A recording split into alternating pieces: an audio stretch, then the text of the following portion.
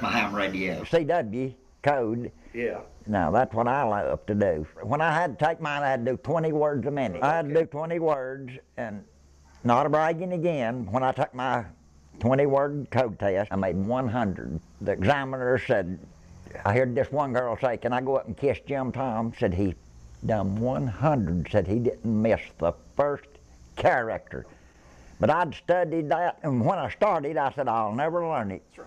Once you learn that, it sounds just like me, you sitting here talking now. Look, CQ 20, you know, 20 meters, this is, you know, KS4YD, Kilo, Sierra 4, Yankee, Delta. I got into electronics back when I wasn't a bit over, I'd say 6-year-old.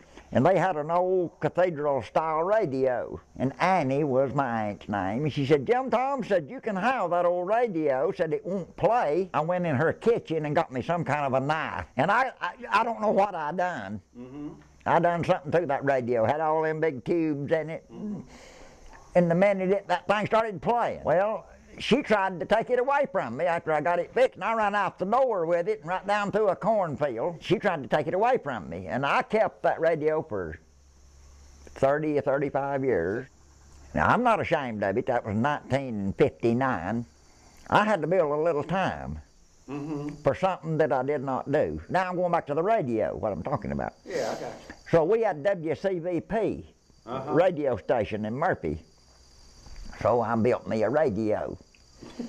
I made it. I can make them things, and I'm passing it to my bed springs for the aerial. Yeah. Oh, I'd lay and listen to that till I got caught. One night, Mr. Kilpatrick ran back there and said, yeah, Tom, he said, I carried it in the inside of a Prince Albert tobacco can. I carried it everywhere I went. You know, it was a crystal set. Yeah, I know. You know what I'm talking about. I know exactly. Oh, I wound that coil, boy, I fixed him. Boy, it's a good one. I've done everything. Yeah. Made a lot of moonshine in my life. Diver run the moonshine? Yeah. Oh, for years and years and years. Will Ayers Jr., he come and got me one day. He said, T-Tom, that's what he called me instead of jumping. He said, T-Tom, said, can you keep your mouth shut? I said, yes, sir. What is it? Come with me. He had an old Ford car, an old Ford 49 Coupe, blue. We got in it. He took me to this place. He said, I want you to help me make moonshine.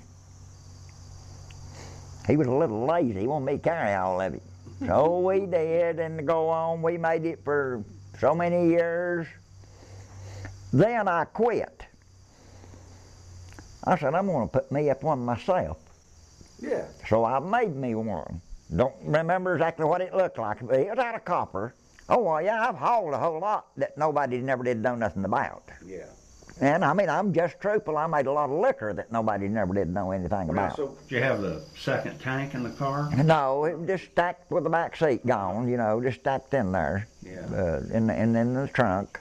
I never was into it, what you call real big. The biggest that I was in was around 25 to 30 cases a day. That's 6 gallons of the case, so you can figure it up. 1955, my buddy Jimmy Lovin, he had bought a 1955 Chevrolet pickup. Yeah. And he ran a service station there in town, so we'd been to the Hen Theater, me and my first cousin, Lloyd. And we walked back up there, he gets off at 11 o'clock. And right. We said, Jimmy, can we ride the Snowbird with you? Oh, yeah. All right, so they get off at 11. So when he shut the service station down, put a sack of money in the seat, he just bought that pickup and come right through by the Famous Lumber Company. We was doing 90 miles an hour. I was looking speedometer, and I said, Jimmy, I said, we can't make that curve right there now. It's that speed. Yeah. And about that time, we started a flopping. We rolled 11 times. Whoa. And it landed back on its wheels, but the cow was carried plumb into the seat. And I finally managed to get out of there some way. But when it landed on its wheels, he was fouled in there, but that thing was still a-running. The motor never had quit. He said, I'm going to drive that thing on home. And he come right where you cut off down here at West Buffer, where you go towards the Cherry Hala. He went on and he went home. Yeah! That was 1962 on Halloween night, October 31st. And I was really taking it home to put in the basement for winter time. It's getting cold in it October. Yeah. That was going to be probably my last trip till spring. So her daddy said, Jim Tom, he said, I'm fixing to go to town. He said, I'm going to outrun you. I said, Jerry, you can't do it. I said, that 394 just ain't got it. He had a 61 Starliner. Ford 390. It was a year old, and it was in 62, well. And the speedometer was it was bouncing on 100. And I was fixing to slow down. I could have made the curve because it's a big long curve. And all at once, right in my face, was this big red station wagon. Oh.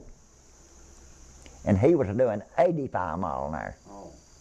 So we collided, and the highway patrol told me, he said, Mr. Hedrick, he said, that was a 200 mile an hour impact. He said, you knocked him backwards 11 inches. That thing exploded, it just went to nothing. You talking about fire flying and transmissions and fuel pumps and crash bars and windshield. And I bet you $5 I was 100 foot in the air. I could see the fire burning while I was twisting, and I come straight down on my head, right in a big pile of rocks. And it never did even knock me unconscious. Got a hard head. Yeah, no helmet. Never did find my shoes, and this leg was turned square backwards. This foot was heading this way. Blood going everywhere, so they was hunting for me. I couldn't talk. I could grunt. Well, they finally said, here he is. So they carried me out, put me in the back seat of the car, and took me to Andrews, North Carolina over there. So the three doctors, first thing they said that leg got to be took off. If you live. But anyway, I told Vanguard, I said, now listen, I said, that leg could get better. I said, let's wait till in the morning. Next morning about 9 o'clock, he come around, and they took all that stuff off my, he said, it looks a little better. Yeah? Well, I said, I tried to tell you. Well, and I saved that leg. Right there's that scar, see it? Mm-hmm. Right yonder? I do. Right there? They had to take all them guts out of that thing. Yeah, it was turned square around and heading back this way. Yeah, that's my liquor still. Right there. Yeah? Yeah, I see it. Belonged to a club.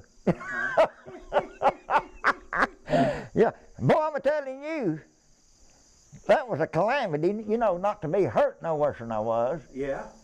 Yeah, you know, that's what I do on the side. I make small copper steels just for displays. I've been doing that for about 30 years. I heard these helm operators talking, and one of them said, well, you're allowed 5 gallons for your own consumption. So I went to my computer and I got on there and I pulled up the ATF, I believe in Charlotte. Mm-hmm. So I wrote them a letter. And I asked them, I said, how much distilled spirits, say moonshine, am I allowed for my own consumption in the state of North Carolina? So, signed it Jim Tom. And I guess it was a month later. One morning I got up and checked my email, and there it was. A reply back to me said, Dear Jim Tom, he said, you are not allowed any, and he underlined it, distilled spirits for your consumption or any other reason in the state of North Carolina, Agent Kelton. I just nice reply, and I said, Dear Mr. Kelton, I said, what you don't know won't hurt you. Jim Tom, that's all that was ever, you are not in the state of North Carolina, you ain't. Of course, now, there's going to be moonshine made from now on. Yeah.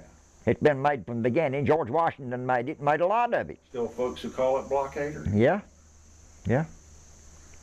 But most people now, they really don't call it that now. But me and Junior, you know, called it that, and that's really the name.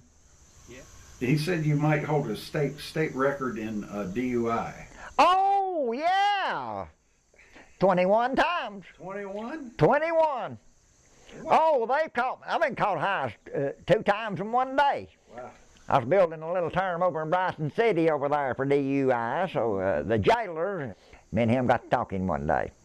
He said, Jim Tom, he said, mine's worse than yours. I said, I don't know about that. Well, he said, I'll go into the files and look, and he found it. So he said, me and him sat in there, and he typed her in. Well, he shot one page out, and He said, wait a minute, out come another. And he said, I don't know about that now for sure. He said, take these in the bathroom and look at it. And he said, then bring it back and we'll shred it. He said, we ain't supposed to be playing this machine. He said, I thought I had you beat. I said, shoot. I said, I'd say beat. You happy up here? Happy as a lark. And if you'll come back sometime, I can tell you a lot more. I'd like to hear it.